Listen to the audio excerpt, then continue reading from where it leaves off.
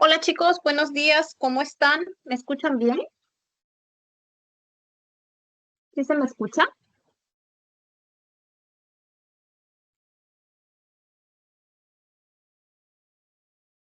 ¿Me confirman, por favor, chicos? Hola, ¿cómo estás, Luisito?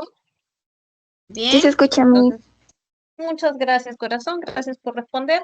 Entonces, vamos a comenzar con nuestra clase y ya esta es nuestra última semana. Entonces, lo que vamos a hacer es un repaso, bien, sobre los temas que hemos trabajado, que involucran desde la semana, bien. Ahora, ¿cómo vamos a trabajar? Mira, te comento. Vamos a trabajar un poco de teoría relacionado con preguntas que tenemos.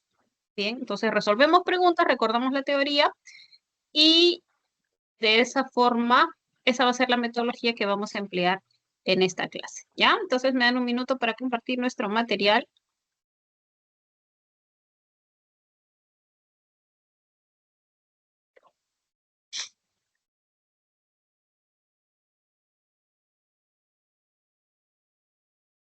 Ya está.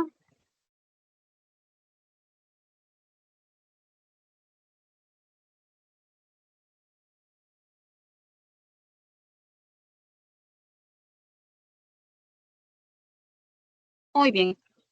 ¿Se está observando, chicos? Sí se observa, ¿no? Sí, profesora. Muy bien. Vamos a desarrollar la pregunta número 1, que está relacionada con el tema de funciones del lenguaje. Primero desarrollan la pregunta y luego recordamos la teoría y hacemos el desarrollo juntos, ¿ya? Para que corroboren su respuesta. ¿Ok? A ver, comenzamos. Tienes un par de minutitos para que la analices.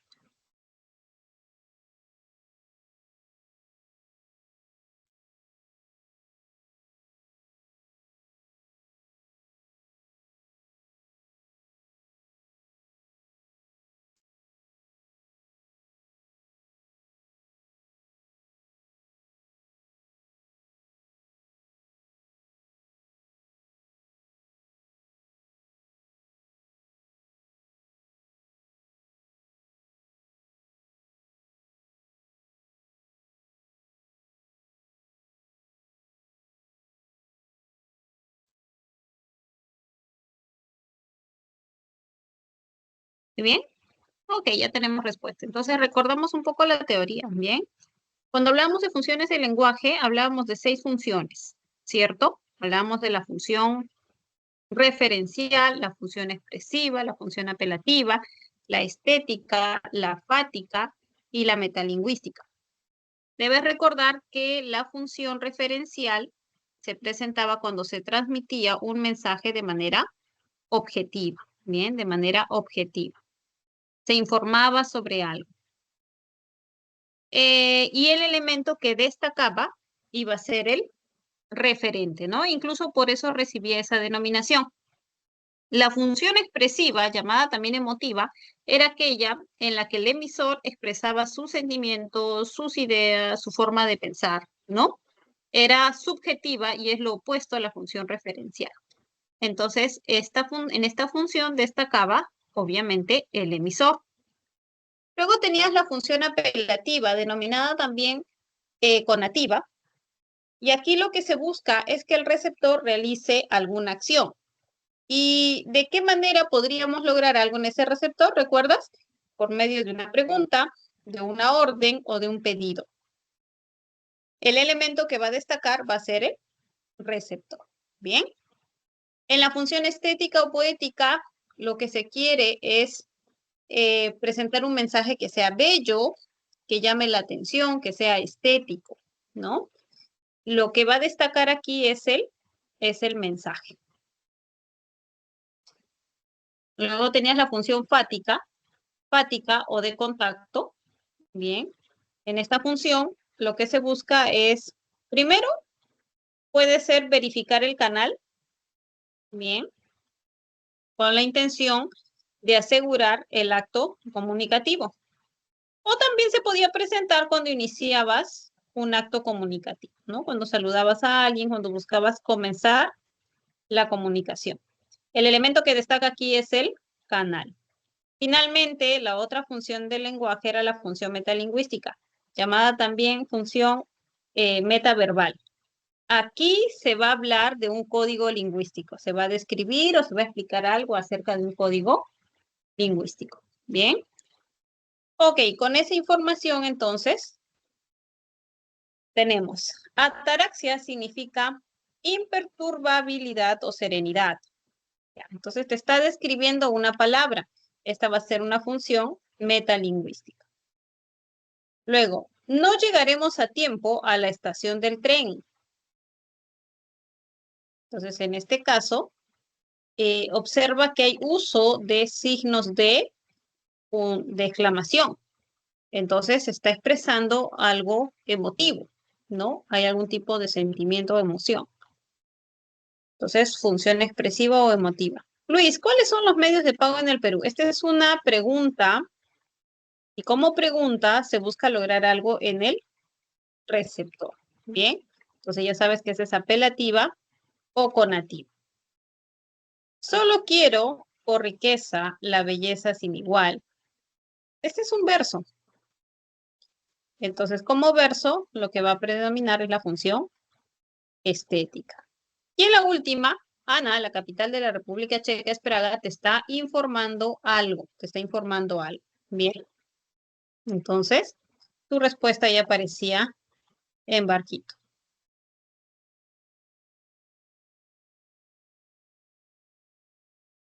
Bien.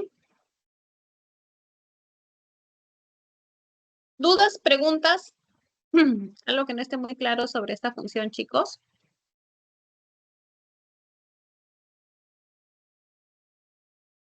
Todo claro, Miss. Ok. Vamos con la siguiente preguntita, que está relacionada con los préstamos lingüísticos. A ver.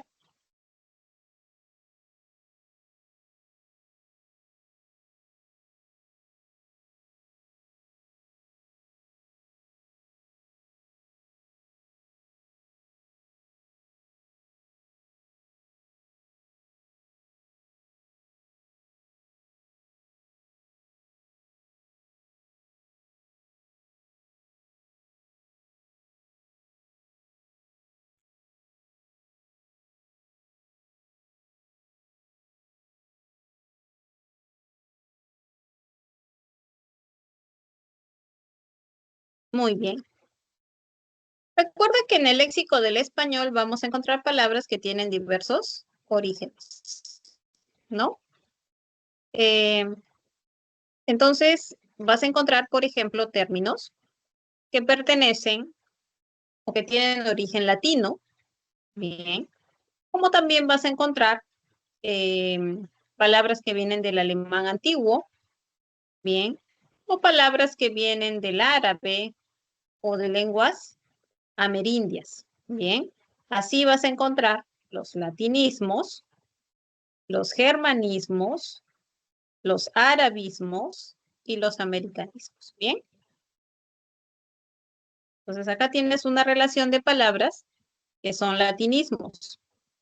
Tienes un par de minutitos para que leas estas relaciones, bien.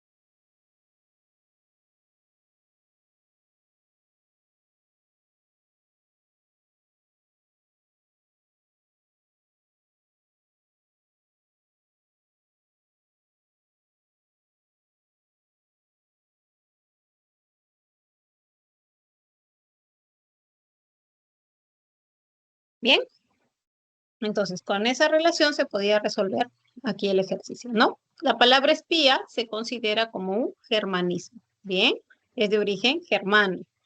La palabra alforja es de origen árabe, por lo tanto es un arabismo. Sacerdote proviene del latín, es un latinismo, y alhajas también proviene del árabe. Entonces, efectivamente, tu respuesta correcta parecía en casita. Siguiente pregunta. La siguiente pregunta es sobre fonología. A ver. Analízala, por favor.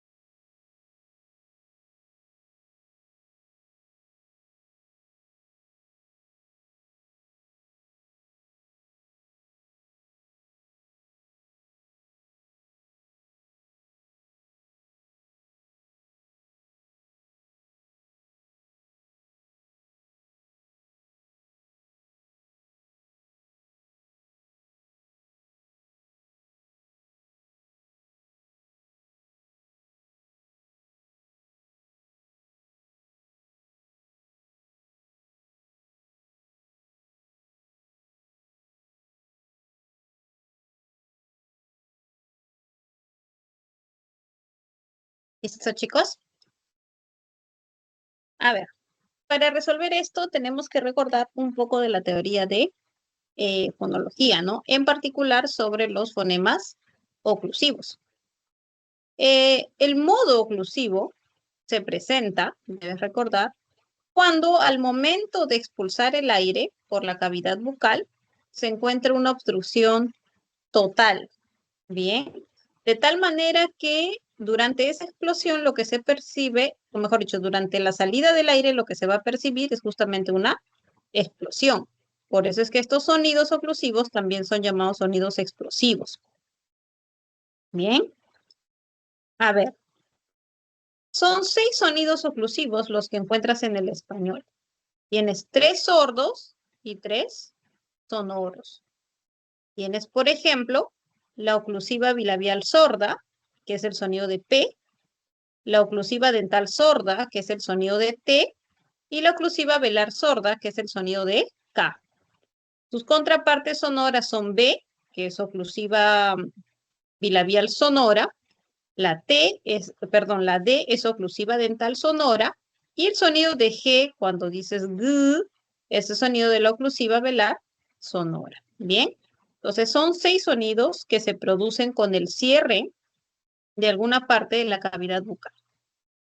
Ok, entonces aquí en la preguntita nos decía, tomando en cuenta esta aseveración, marque la opción donde aparecen representados más fonemas oclusivos. Para resolver este ejercicio, necesariamente tú necesitabas hacer tu transcripción fonológica. porque si no, no lo ibas a poder identificar fácilmente, ¿no? Veamos. En el caso de A, tenías P, tenías T,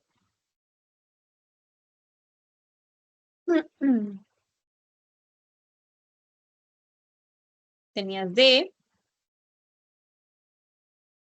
tenías el sonido de C que suena como K, tenías P y nada más. En barquito tenías V que representa el sonido del bilabial, tenías B. No voy a considerar este sonido de la G porque aquí el sonido es como la fricativa, ¿verdad? ¿No? Es como una J, entonces no se considera. Conjunto sí, voy a considerar esta C. Tienes T,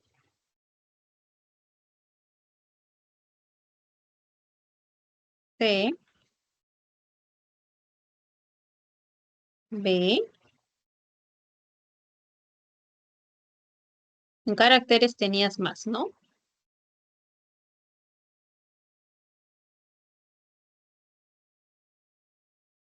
Y también tenías la T. Ok. El cacao. Uno. Profesora, disculpe, en la sede biológica no se considera. Ah, sí, ¿ves? Ahí se estaba pasando. Muy bien. El sonido, ¿no? Excelente. Muy bien. Ya está. Tienes en posee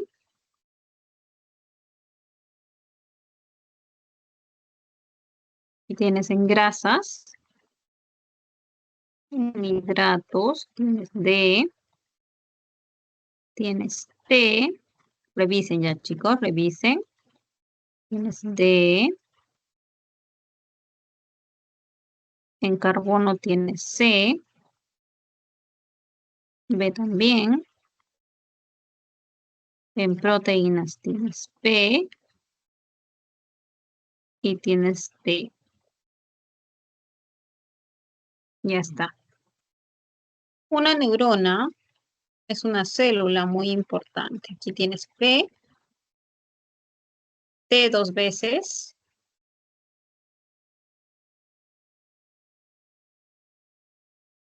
En DEL tienes D. En el sistema tienes T. En nervioso tenías B. Ya está. Revisa, por favor. Tienes potasio. Tienes T.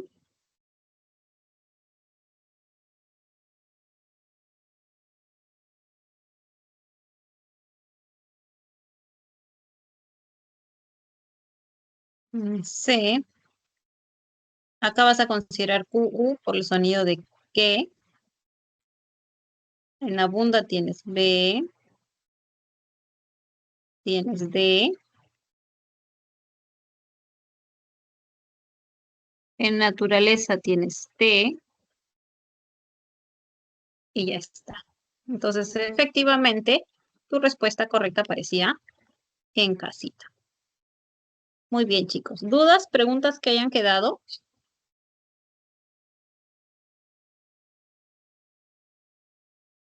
Ya. Entonces, seguimos con nuestra siguiente preguntita. La siguiente pregunta, mira aquí, vamos a ver, está muy pequeñita. Está relacionada con, ahora sí, hiato simple.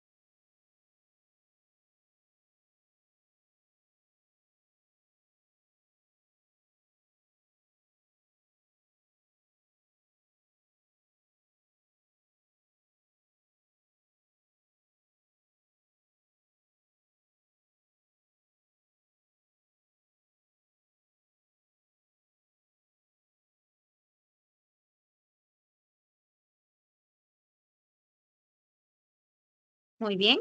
Entonces recordamos un poquito la teoría del hiato. El hiato está dentro de lo que son los grupos vocálicos, ¿no? En el español nosotros encontramos palabras en las que aparecen dos o más vocales juntas a nivel de palabra. Y según la clasificación de las vocales, vamos a ver que algunas se van a separar y otras van a permanecer juntas. Eso está relacionado con los grupos. Así vas a encontrar dos grupos, el grupo homosilábico y el grupo heterosilábico. El hiato forma parte del grupo heterosilábico, ¿no? Y hay dos tipos de hiato en el español. Tienes el hiato simple y el hiato acentual. ¿Cuándo estamos frente a un hiato simple? Bueno, tienes dos casos. Que se presenten vocales abiertas, bien, que se presenten vocales abiertas, sean idénticas o no, bien. Cada una tiene que formar su propia sílaba, porque recuerda que acústicamente las vocales abiertas son consideradas como vocales fuertes. Entonces, por ende, cada una tiene que formar su propia sílaba. Y también el caso de las vocales cerradas, que sean idénticas, lo que solamente te va a dar dos posibilidades. I, u. Bien. Tienes, por ejemplo, las palabras aéreo, vocales abiertas, se tienen que separar. Lor, vocales abiertas idénticas, también se separan. Ahorro, también. Y en el caso de antiimperialista, tienes dos vocales cerradas, que es la I idéntica, y dumbiro también, ¿no? La U es idéntica. Entonces tienen que separarse. Luego tienes tu hiato acentual. ¿Cuál es la forma del hiato acentual? Tienes vocal abierta con vocal cerrada, bien, vocal abierta con vocal cerrada, pero la cerrada es la que lleva el acento, ¿recuerdas? Entonces, al recibir el acento, la vocal cerrada se hace tan fuerte como la abierta. Tiene que formar su propia sílaba. Ya está.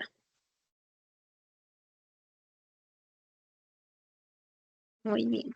Entonces, con esa información, ya podemos resolver esta preguntita.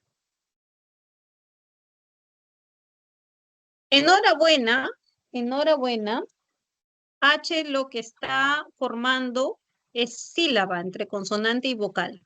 Bien. En exhibición lo mismo, tienes consonante vocal. En saumerio lo que se presenta es un diptongo. Entonces no hay hiato. En cambio en albahaca sí, ¿no? En albahaca sí vas a encontrar tu hiato simple. ¿Por qué? Porque son dos vocales. Son dos vocales abiertas. Ahora, ¿qué dice la norma cuando haces tu separación, tu silabeo ortográfico, ¿no? ¿Qué dice la norma sobre la presencia de H en hiato? Pues que lo mandes con la segunda vocal, ¿ya? Solo para que recuerdes ello. Entonces, en ese caso, mandas a H con la segunda vocal. Ya está. ¿Dudas, preguntas sobre esta secuencia vocálica, chicos? Todo claro, Miss. Muy bien. Muy bien, seguimos. La siguiente preguntita está relacionada con uso de letras mayúsculas. A ver,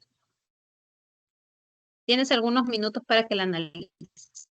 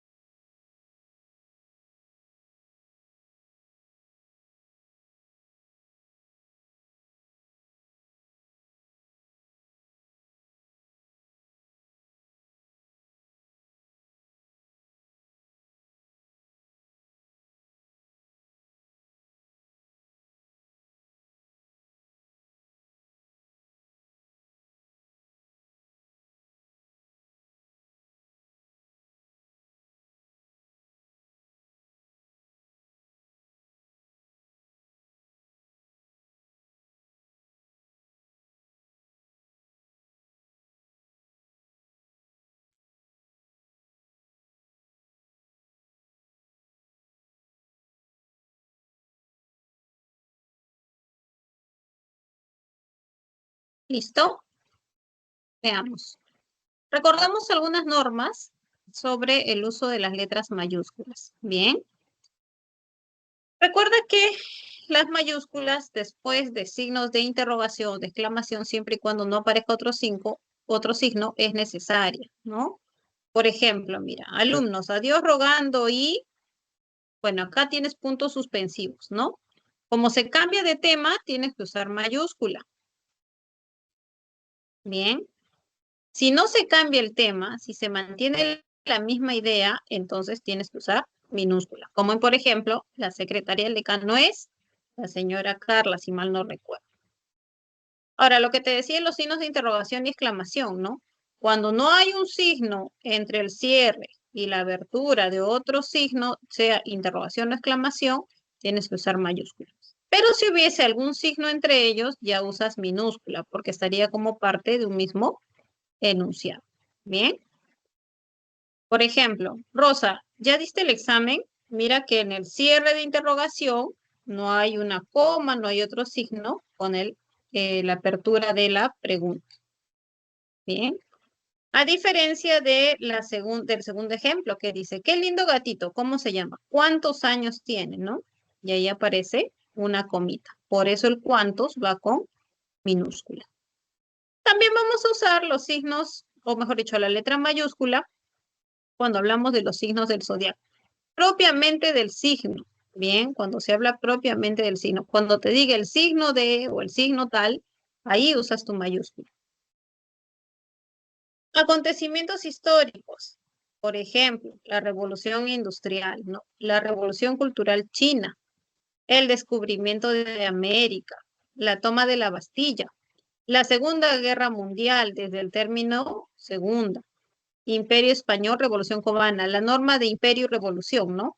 Siempre van con minúscula, perdón, van con mayúscula y el adjetivo especificador es el que va con minúscula. Publicaciones periódicas. Los nombres de periódicos y revistas, cada elemento de la denominación tiene que ir con mayúscula inicial. Bien, cada elemento de la denominación.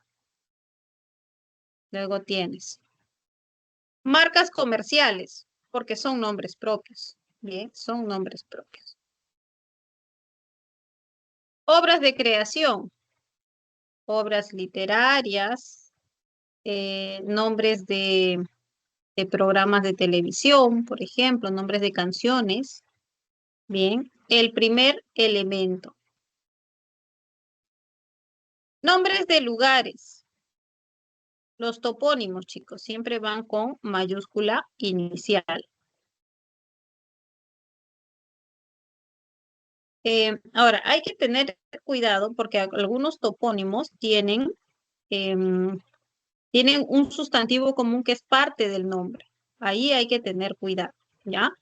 Por ejemplo, en el Mar del Plata, ¿no? Mar es un sustantivo común, pero ahí está como parte del nombre. Pero si dices Mar Muerto, en ese caso no se aplica. Bien. A ver, tienes también, por ejemplo, el puerto de Paita. Ahí puerto no es parte del nombre, pero en Puerto Maldonado sí. Entonces tienes que usar tu mayúscula. También hay nombres que tienen artículos, ¿no? Por ejemplo, la Victoria. Bien, la Victoria, la es parte del nombre, entonces tiene que ir con mayúscula. En el caso de río, por ejemplo, si tú dices río Rímac, río Chillón, río va con minúscula. El nombre propio sí iría con mayúscula.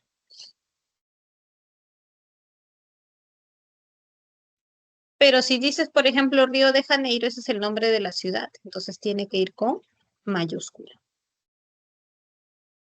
Muy bien. Eras y épocas, eso también es importante que recuerdes, ¿no? Cuando aparece el sustantivo era o periodo, ya tiene que ir con minúscula.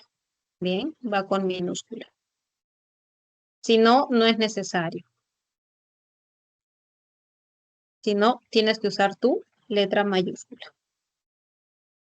Por ejemplo, mira, el arcaico usas mayúscula, pero cuando ya dices la era arcaica, Ya no es necesaria esa mayúscula. ¿Por qué? Porque aparece el sustantivo era.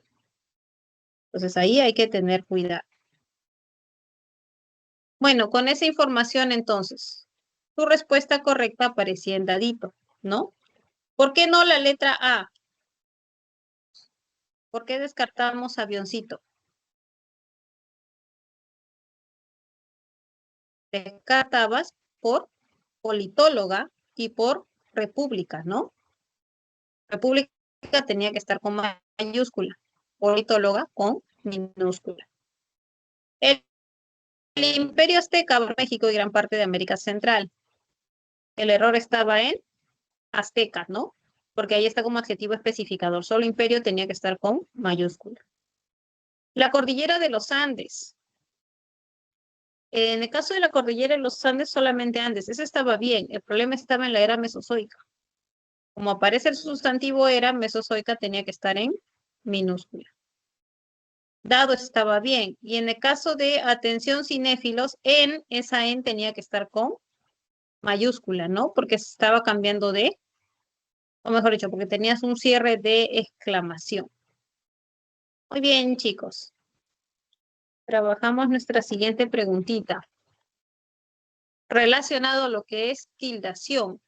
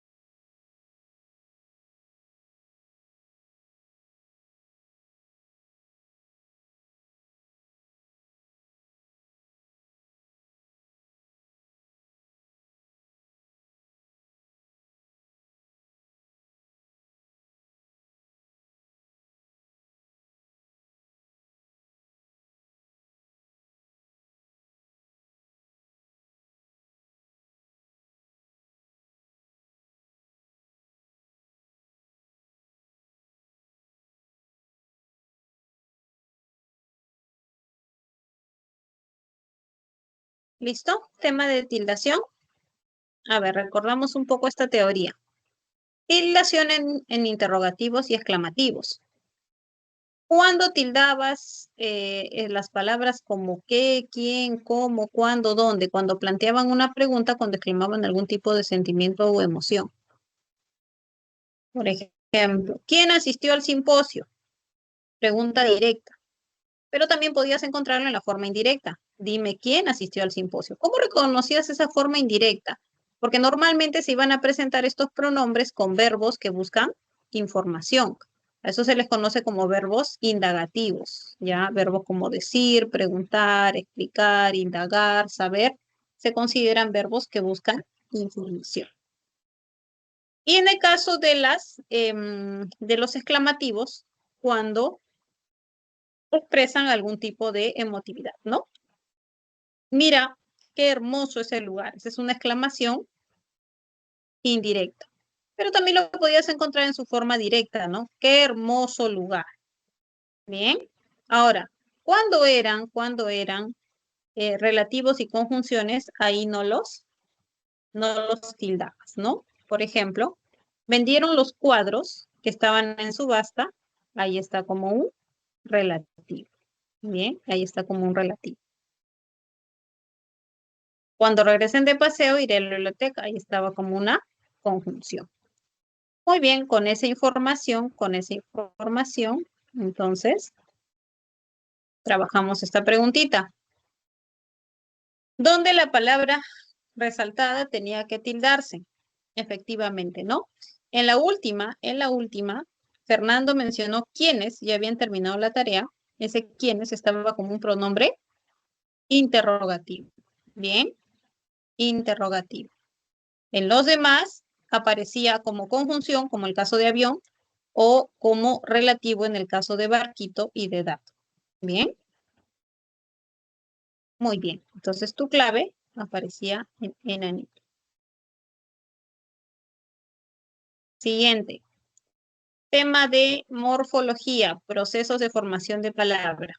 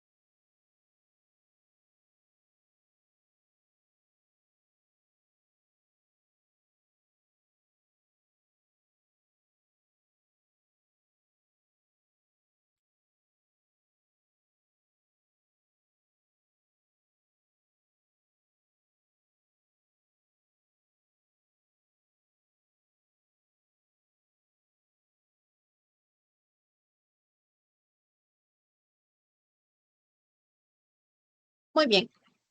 La pregunta estaba relacionada con este proceso de formación de palabra. Bien, proceso de derivación. ¿En qué consiste la derivación? La derivación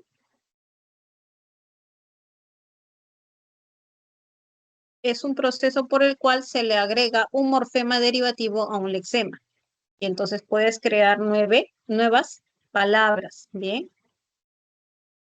Por ejemplo, tienes la palabra marino.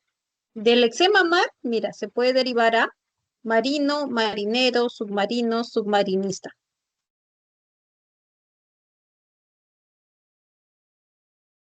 ¿Qué has hecho? Al lexema le has agregado morfemas derivativos. Bien. Por eso te decía, estos nos sirven para crear nuevas palabras. Y como en algún momento te comenté, esto está relacionado con el principio de economía del lenguaje. ¿Por qué economía del lenguaje? Porque en lugar de traer palabras de otras lenguas, empleamos ya los lexemas existentes y tenemos nuevos términos. Bueno, con esa teoría entonces fácilmente identificabas que tu alternativa E efectivamente presentaba todas las palabras derivadas, ¿no? Tenías, por ejemplo, portazo, que deriva de puerta, jardinero, de jardín, templado, de templar, y riqueza, de rico. Bien. Ok, perfecto. Vamos con la siguiente Profesora, preguntita. disculpe, ¿puede revisar la alternativa Sí, B, por favor? incoloro, reinventar, bicolores y paracaidista. Sí, Ya. ¿Con qué término tienes dudas? en paracaidista. Claro, paracaidista lo que va a presentar es una parasíntesis. Bien. ¿Por qué tienes parasíntesis? Porque se han fusionado dos lexemas, para y caída, pero caída ha sufrido derivación. Entonces hay composición y hay derivación. Por lo tanto, es una palabra parasintética, ¿bien? Entonces predomina más lo de la parasíntesis que la derivación. Claro, es que hay un caso de parasíntesis, son dos casos, ¿bien? Hay un caso de parasíntesis que, en el que tú le insertas un prefijo y un sufijo, tienen que ser simultáneos para que exista el término. Y el otro caso es donde hay composición y derivación. Profesora, pero si a mí me piden derivación, una palabra parasintética de ese tipo también tiene derivación. Claro, pero como ya hay otro proceso ahí, no solamente hay derivación, hay composición, se denomina parasíntesis. O sea, ya no consideras al término parasintético como derivado, a pesar de que hay derivación. Bien, ¿por qué? Porque se considera dos procesos, la derivación y la composición. Bien, Ok, profesora. Y en el término incoloro, el prefijo ujú. no se considera derivación. Sí, es palabra derivada. Incoloro es derivado, ¿Y cuál estaría mal? pero El solo derivado. paracaidista. Paracaidista Claro, el sería el... problema es paracaidista. No es que está mal, ¿no? Es que como te piden que todas sean derivadas, entonces ahí paracaidista no cumple. Listo, profesora. Gracias. Muy bien, ok, listo, seguimos. Entonces, muy bien, muy bien. Vamos a la siguiente preguntita, que es tema de semántica, ¿bien? Tema de semántica. A ver, analizamos, analizamos. Ahí está, ahí está.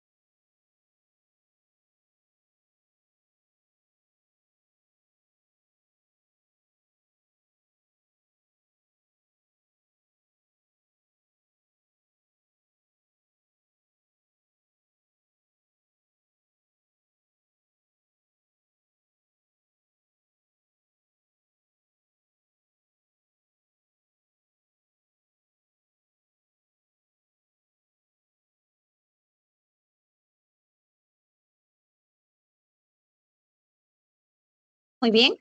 A ver, recordamos la teoría de la homonimia. La homonimia es la relación semántica en la cual va a haber coincidencia fonológica en dos o más términos. ¿Eso qué quiere decir? Que son homófonos, o sea, suenan igual. Pero eso solamente coincide o solamente se presenta esa coincidencia a nivel fonológico. ¿Bien? ¿Por qué? Porque en realidad se trata de palabras diferentes. ¿Eso qué quiere decir? Que sus significados no tienen ningún vínculo, ninguna relación, ningún rasgo parecido. Bien, eso significa. Ahora, puedes encontrar casos de homografía, es decir, no solamente la coincidencia fonológica, sino que también pueden coincidir en el plano de la escritura, pero eso no es obligatorio, ¿ya? No es obligatorio. Recuerda que nuestro sistema escrito respecto al sistema fonológico va a presentar muchos casos de asimetría. Bien, hay tres tipos de homonimia en el español. Tienes la homonimia parcial, la homonimia absoluta y la paradigmática. Bien. La parcial es cuando se presentan palabras que se diferencian no solamente en su significado, sino también en su categoría lexical. O sea, puedes encontrar un sustantivo y un verbo, o un verbo con una preposición, y así, diferentes categorías. Ya la homonimia absoluta es donde hay coincidencia también en la categoría, o sea, son dos verbos o son dos sustantivos. Bien, ya se presenta esa coincidencia. Y la paradigmática es una homonimia que solo se presenta en verbos conjugados. Bien, se presenta en verbos conjugados. que se van a diferenciar por persona o por aspecto. ¿Ok? Por persona o por aspecto. Muy bien. Entonces ya con esa información, aquí vas a encontrar esa relación de homonimia parcial en este y este, ¿no? Este es el automóvil. Este está como pronombre. Y luego, al este de Lima, este está como sustantivo. Entonces tenías diferentes categorías lexicales. ¿Hubo duda o dificultad con alguna de estas alternativas, chicos?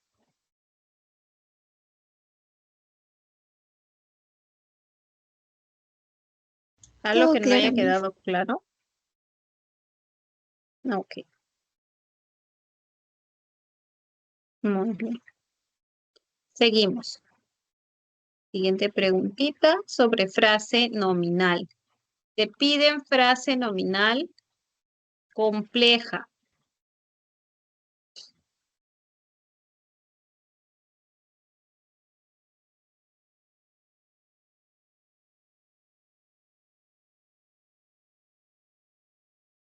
Analízala, por favor.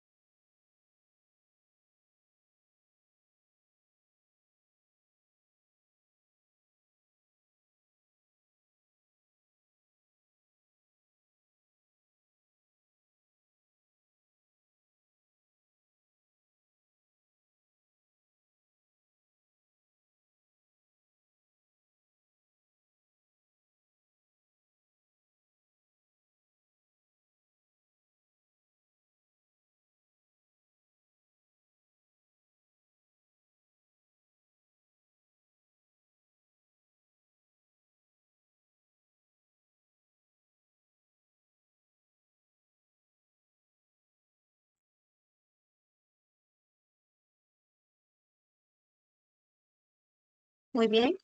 ¿Qué es lo que buscabas? ¿Qué es lo que buscabas en una frase nominal compleja? Pues lo que ibas a buscar era que tuviera modificador indirecto. Bien, que tuviera modificador indirecto. Vamos a recordar un poquito esa teoría. Y recordamos que la frase nominal se puede clasificar como simple o compuesta, o como compleja o incompleja. Entonces, la frase nominal simple es aquella que va a presentar un solo núcleo, con o sin modificadores. Bien, mientras que la compuesta coordinada va a presentar dos o más núcleos. Bien. Luego tienes, la frase nominal incompleja era la que carecía de MI. mientras que la compleja iba a presentar modificador indirecto. Y ahí tienes que recordar los tres tipos de modificador indirecto que hay en el español. ¿Cuáles eran, chicos?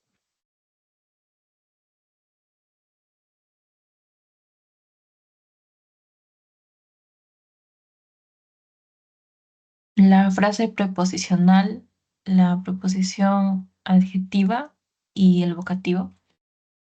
La posición. Muy bien, tenías la frase preposicional, una preposición subordinada y la frase apositiva. Excelente, muy bien. Entonces, cuando encontrabas ese modificador indirecto, tu frase nominal iba a ser compleja. Veamos. En 9 tenías. En la noche nos reuniremos en aquel café. Tenías tres frases nominales. La noche, nos y aquel café. Pero esas tres frases nominales eran incomplejas porque no tenían MI. Mi compañera de clase organizó un certamen. Tenías mi compañera de clase, un certamen. En mi compañera de clase sí se observa la presencia de un MI, ¿no? Que es la frase preposicional de clase. Bien. Luego, son muy expertos el guitarrista y el intérprete. Bueno, aquí tenías la frase nominal compuesta, el guitarrista y el intérprete. José Carlos, el amigo de la familia, es abogado. José Carlos, el amigo de la familia, es una sola frase nominal y abogado era otra. Pero en esta primera frase nominal sí se encontraba la frase apositiva, que funciona como MI. Entonces, también le vas a considerar como compleja. Ya está, tenías 2 y 4. Excelente, chicos. Buen trabajo, buen trabajo. Seguimos. Siguiente pregunta. Pregunta sobre determinantes.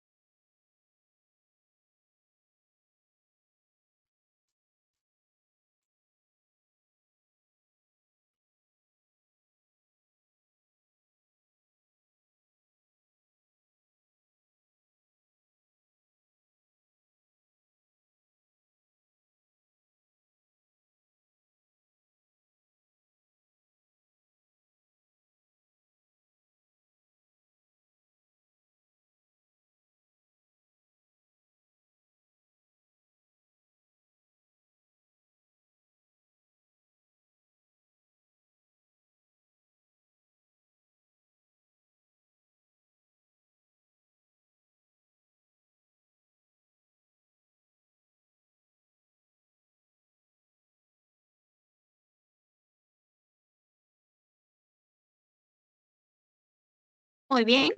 Vemos la teoría de los determinantes, ¿no? Aquí en lo que voy a hacer hincapié, chicos, solo por si acaso, No te vayas a olvidar que los determinantes involucran a los artículos, a los posesivos, a los demostrativos y a los cuantificadores, ¿ya? ¿Por qué te digo esto? Porque eh, no vayas a pensar que solamente son los artículos. Cuando te piden que cuentes determinantes, tienes que considerar a todos: artículos, posesivos, demostrativos, cuantificadores. Y recuerda que si se llaman determinantes, es porque estos van a determinar al sustantivo. ¿Cómo lo determinan? Pues presentándolo como conocido, como desconocido, o indicándote la cantidad. Bien, puede ser exacta, puede ser inexacta, o indicándote dónde se encuentran respecto al sustantivo, o a quién le pertenece el sustantivo. Bien, entonces es variada la información que ellos pueden presentar. Por eso han sido agrupados en una sola categoría y se denominan determinantes, porque de una u otra manera van a determinar al nombre. Listo. Entonces aquí te pedían la opción donde aparecían más determinantes. Vamos a ver todos los determinantes de todas las claves.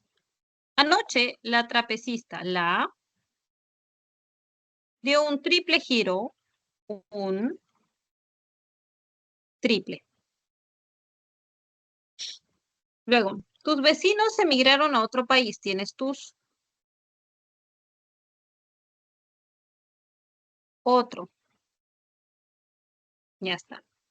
Tengo muchas preocupaciones en este momento, muchas. Este, una amiga mía, una mía, mi, él. Entonces tienes cuatro. Y esa era tu clave, ¿no? Luego, dentro de 2 meses, dos, él.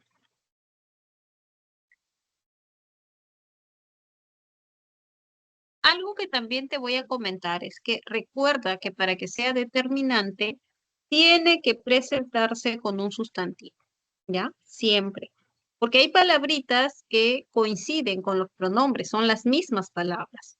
¿De qué depende estrictamente ser un pronombre un determinante? De la presencia del sustantivo. Entonces, para que sea determinante, tiene que estar ahí acompañando su sustantivo. ¿Dudas, preguntas sobre este tema? Profesor, disculpe, ¿por qué otlo Visito. es determinante? ¿Cómo? ¿Por qué otlo es determinante? Ah, es un determinante cuantificador indefinido. Porque a pesar de que su significado o sea, nosotros podríamos comprender que es algo definido, pero como no precisa, entonces se considera como un indefinido. ¿Bien? Eso vas a memorizarlo. ¿Bien? Sí, profesora, gracias. Ya. Seguimos. Tema de frase verbal. A ver.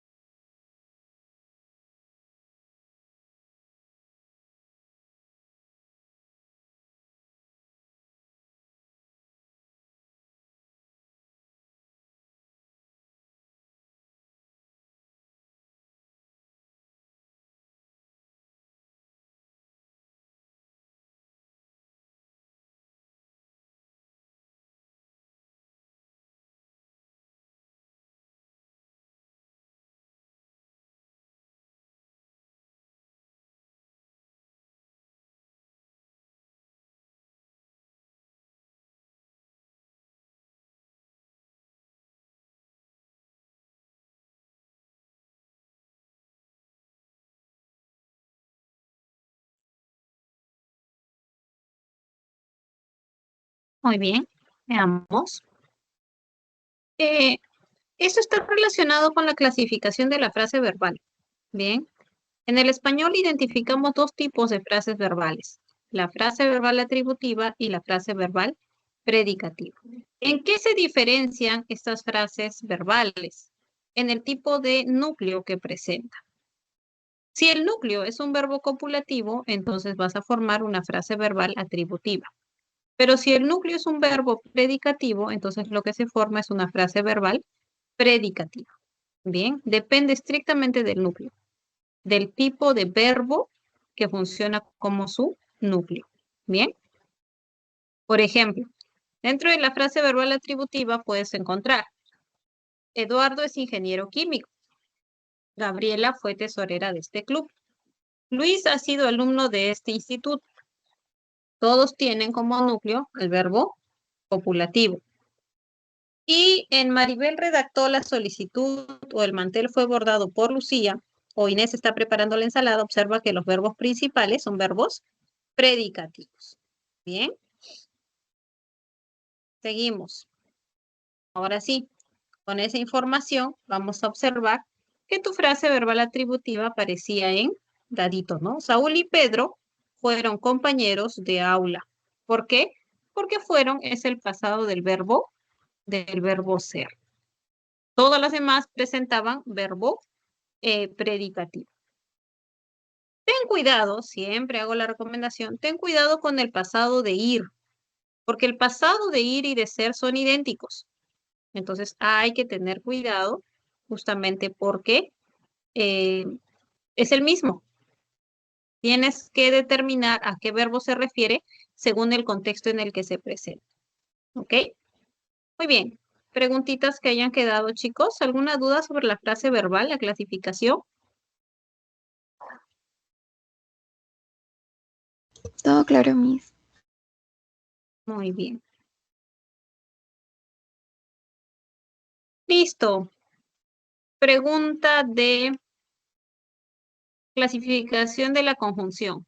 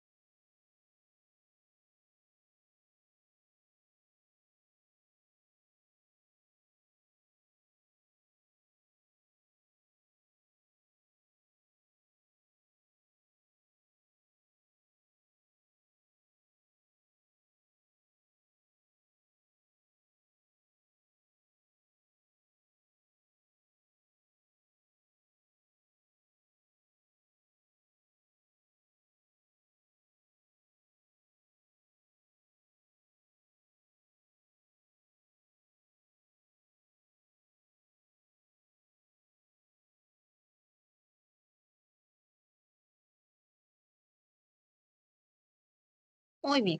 Para resolver esta preguntita es necesario recordar cómo es que se presenta la clasificación de la conjunción. Y esta clasificación es amplia, ¿no? Porque tú vas a encontrar conjunciones coordinantes y también vas a encontrar conjunciones subordinantes.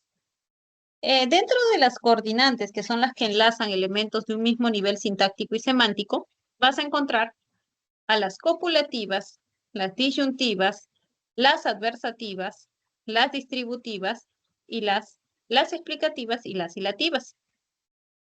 Y dentro de las subordinantes vas a encontrar a las condicionales, a las causales, a las concesivas, a las completivas, de finalidad, comparativas, consecutivas y modales. Bien. Recordemos un poquito cuando usábamos las copulativas. Las copulativas las usábamos cuando queríamos sumar información, ¿no? Agregar información.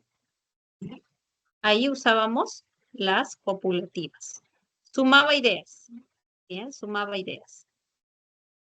Las disyuntivas las usábamos para dar la idea de opción o elección. Bien.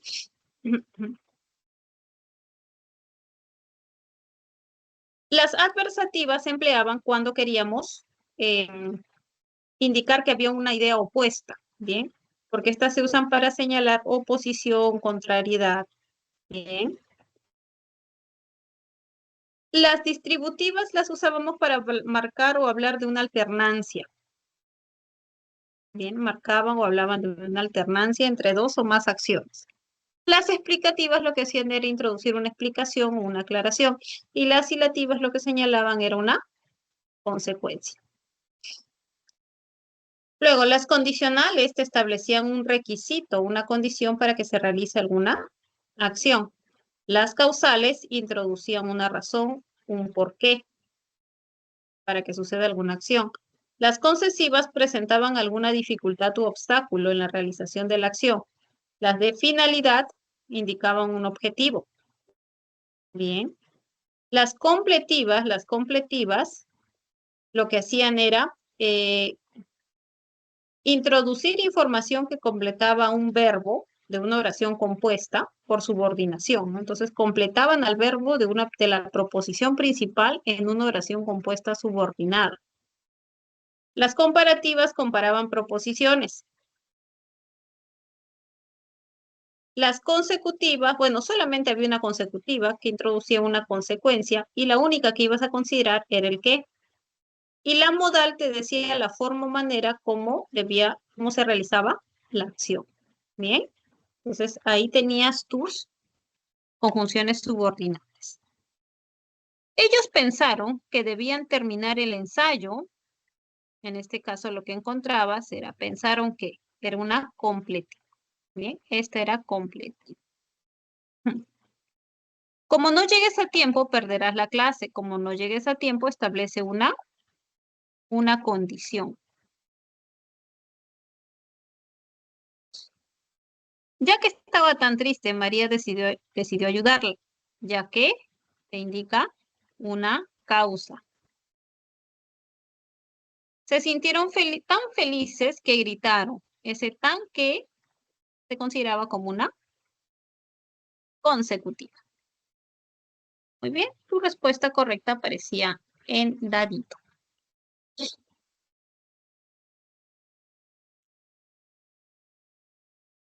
Ya está. Siguiente preguntita sobre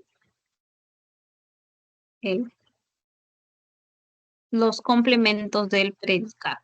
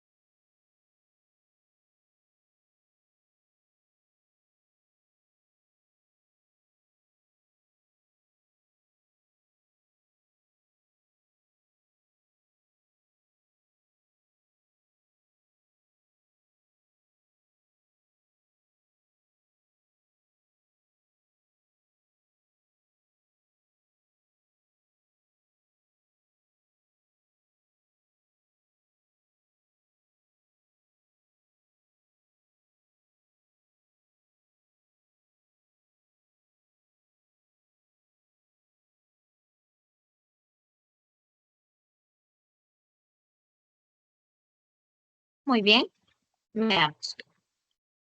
Cuando hablamos de los complementos del predicado, hablamos, por ejemplo, de lo que es objeto directo, complemento circunstancial, objeto indirecto, el complemento predicativo. También podemos hablar del atributo. Bien. Entonces, cada uno de estos complementos va a funcionar o va a aportar ideas diferentes.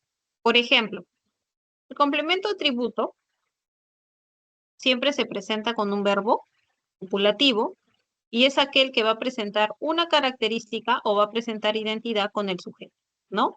Por eso se llama atributo, porque atribuye información. Por otro lado, el complemento predicativo es aquel que va a hablarte del sujeto o del objeto directo y siempre se va a presentar con verbo predicativo. Por eso recibe esa denominación.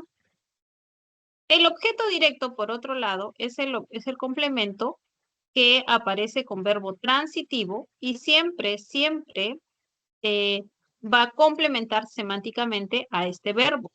Es obligatorio, bien, es obligatorio. Siempre debe presentarse con este tipo de verbos. ¿Por qué? Porque semánticamente lo complementa.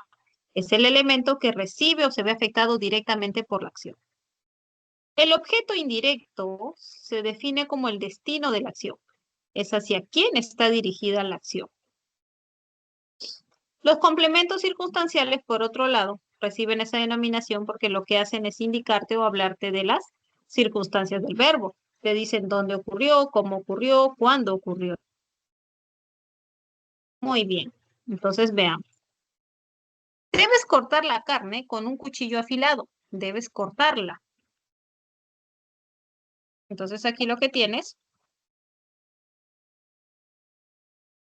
es que la carne está funcionando como un objeto directo. La magnífica actriz es elogiada por el público. Por el público es el responsable de la acción, pero esta es una oración pasiva. Entonces la consideras como un complemento agente. La candidata es admirada por su gran belleza. Por su gran belleza es la causa de la acción. Entonces es un circunstancial de causa. Finalmente, nos retuvieron el pasaporte en el aeropuerto a nosotros. Bien, a nosotros nos retuvieron el pasaporte. Entonces ese es tu objeto indirecto. Tu respuesta aparecía muy bien en enanito. Chicos, ¿alguna duda, alguna pregunta sobre uno de estos complementos? ¿Vamos bien?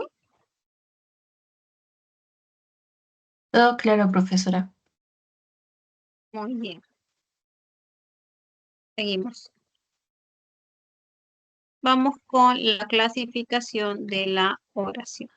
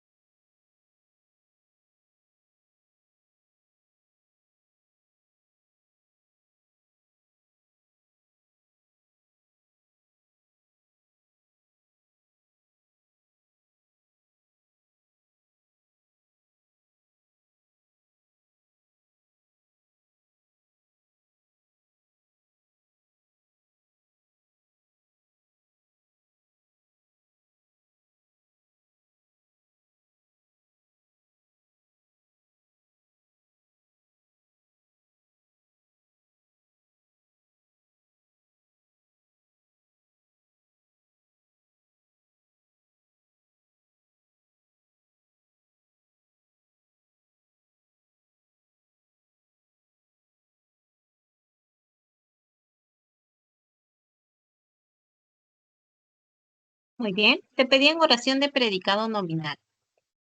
Cuando se clasifican las oraciones, según la naturaleza del predicado, tú podías encontrar oraciones de predicado nominal y las de predicado verbal. ¿Cuál es la diferencia? La diferencia es el tipo de verbo que presentan.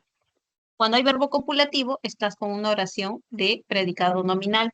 Y cuando hay verbo predicativo, es una oración de predicado verbal. Bien. Y eso también nos lleva a recordar o cómo lo vinculamos con la frase verbal, ¿no? Cuando hay frase verbal atributiva, el predicado se considera como nominal. Y cuando es frase verbal predicativa, lo vas a considerar como predicado verbal. Bien. Entonces aquí nos pedían predicado nominal. Yo buscaba un verbo copulativo seguido de su complemento atributo. Bien. Esto se presentaba en dadito, ¿no? Suelen ser muy tolerantes. ¿Dudas o dificultades con alguna otra de estas oraciones?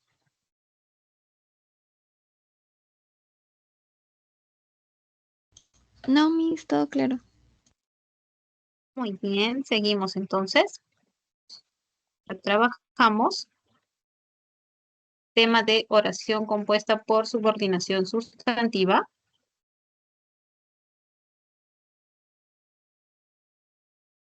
Muy bien. Te piden la función que desempeñan las proposiciones subordinadas sustantivas.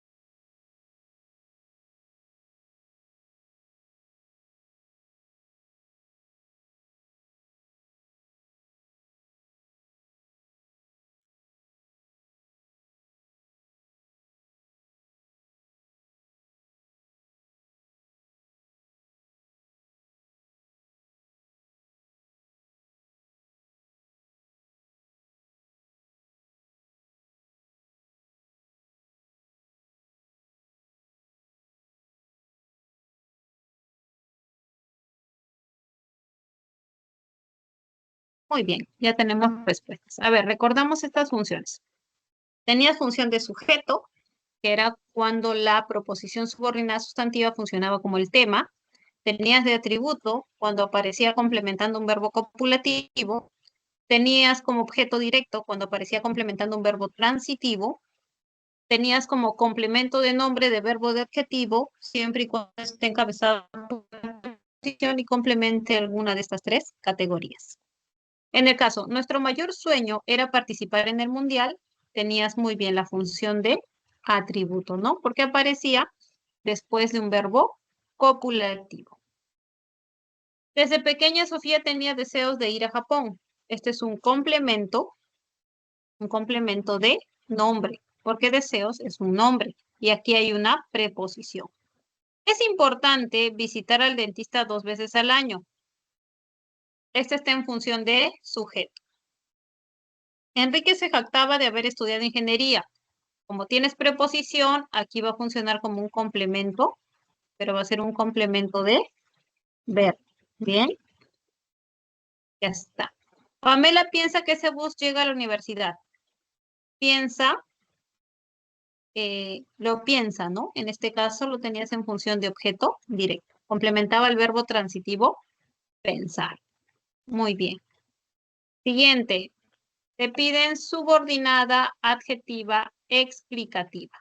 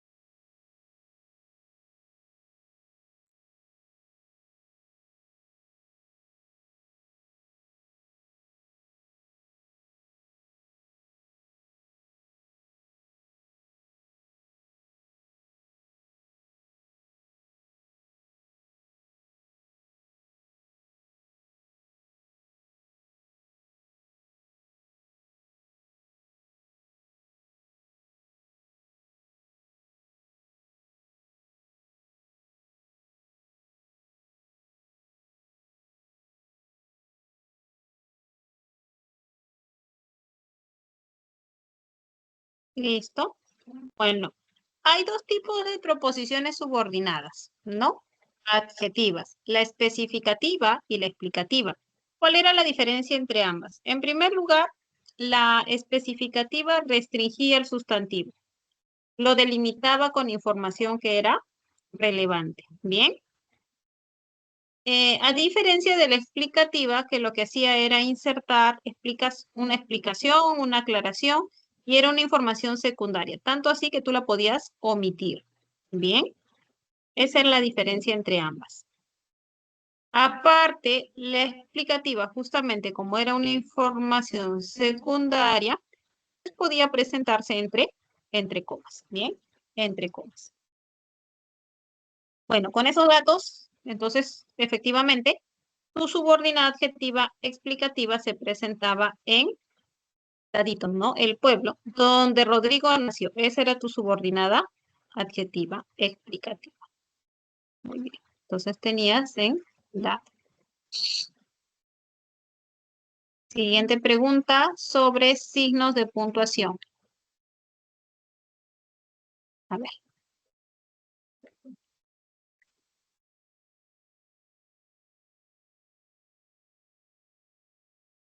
Te pedía uso adecuados de la coma.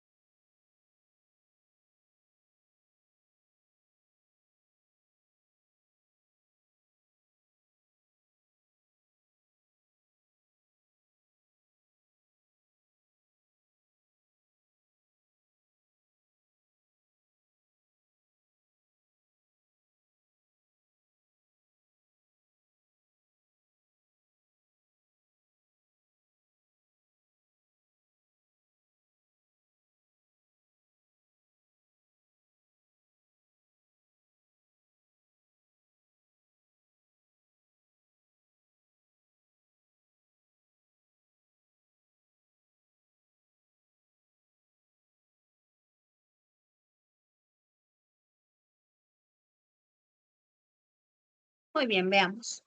Hay que recordar algunos usos de la coma.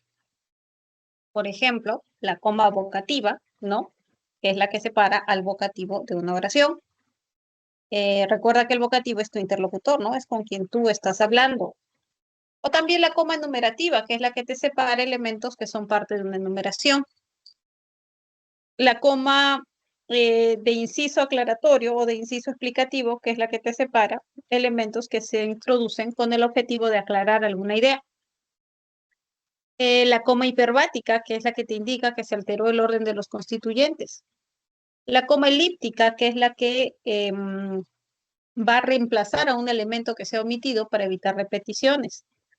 La coma de adverbio oracional, que es la que separa el adverbio de la oración cuando antecede al verbo. Y también la coma conjuntiva, que antecede a conjunciones ilativas, adversativas, distributivas. Bien, entonces con esa información, nosotros, ¿por qué descartamos avión?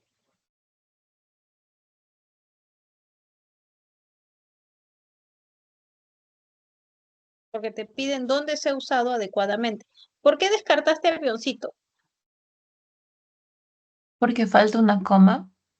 Muy bien. Porque estás hablando con huérfano pajarillo, es un vocativo, eso debió aparecer entre comillas. Muy bien. ¿Por qué no barco?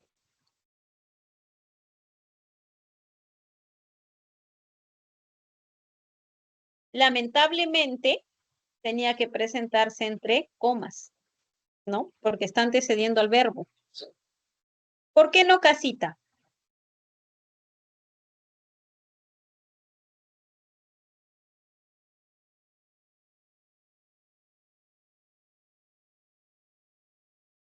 Rosa El es tu vocativo. vocativo, ¿no? En rosa. Claro, tenía. Muy bien, tenía que estar rodeado de comitas. Efectivamente, dado era correcto porque tenías tu comita enumerativa. Tenías coma vocativa y numerativa. ¿Por qué no dado?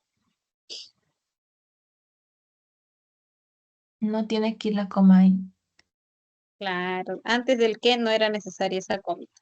Muy bien, chicos. Última preguntita sobre marcadores del discurso. A ver, para clasificarlos.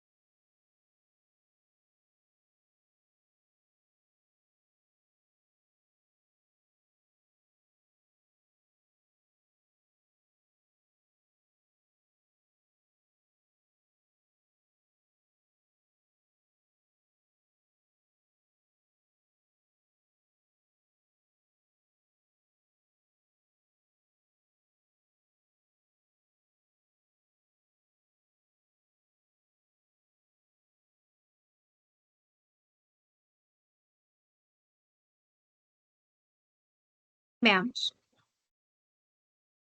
A ver, hay diferentes tipos de marcadores del discurso, ¿no? Diferentes conectores. Tienes los aditivos, que son los que te suman ideas. ¿Recuerdas? Ahí encontrabas y, además, encima.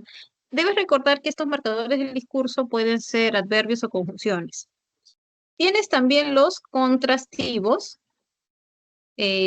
o los contraargumentativos, que son los que te hablan de oposición. Pero, en cambio, sin embargo, ahora bien, contrariamente, de todos modos, etcétera. De base causal, ¿no? O sea, los causativos, los que te introducen una causa, una razón, los consecutivos, que son los que te insertan una consecuencia, los condicionales, que son aquellos que establecen una condición, los finales, que son los que te introducen una finalidad, los temporales, que te dicen el momento, ¿no? El momento de la acción, como cuándo, de pronto, en ese momento, entonces, luego. Los espaciales, que son los que te dicen la ubicación, también son llamados locativos. Tienes los iniciadores, los que te ayudan a comenzar un enunciado, un texto. Los distribuidores, que son los que te marcan alternancia. Los ordenadores, ¿no? Que te organizan toda la información. En primer lugar, en segundo lugar, finalmente, etcétera. Los de transición, cuando vas a traspasar tema. Los continuativos, para darle una secuencia lógica, bueno, los aditivos que ya mencionamos, los digresivos son aquellos que usamos para insertar una idea que no está muy vinculada semánticamente a lo que estás mencionando. Los espaciotemporales, ¿no? Como antes, hasta el momento, más arriba, ahora, al mismo tiempo, después, luego. Los conclusivos, que son para insertar conclusiones, los finalizadores para insertar ideas finales y los reformuladores, que son los que se usan para decir una idea pero con otros términos. Bien, con eso entonces clasificamos. Tenías, para empezar, lo vas a considerar como un ordenador, ¿no? Porque te está organizando la información. En otras palabras, vas a reformular una idea, ¿bien? Vas a reformular una idea, ya que es causal. Bien, ya que es causal. Ok, entonces tenías casi.